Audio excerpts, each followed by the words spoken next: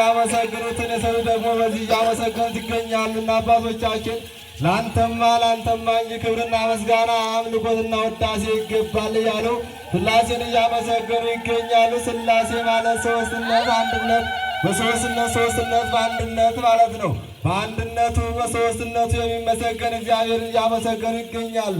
አንድነቱ እንደምንድነው ካልን በባሕርይ በሕልውና በአገዛዝ በሥልጣን አንድ ለሚሆን በአካል በስም በግብር ሦስት ለሚሆን ለሥላሴ ክብርና ምስጋና ይገባል። አሐቲ ፈቃዶሙ ለሥላሴ ለሥላሴ ፈቃዳቸው አንዲት ናት። በአንድነታቸው ይመሰገናሉ፣ በአንድነታቸው ይሰለሳሉ። ለሥላሴማ ክብርና ምስጋና ይገባል እያሉ አባቶቻችን እግዚአብሔርን እያመሰገኑ ይገኛሉ። እልል ብላችሁ እግዚአብሔርን እንድናመሰግን የፈቀደልን የጠራን የመረጠን የድንግል ልጅ እሱ ነው። እልል ብላችሁ እግዚአብሔርን አመስግኑ።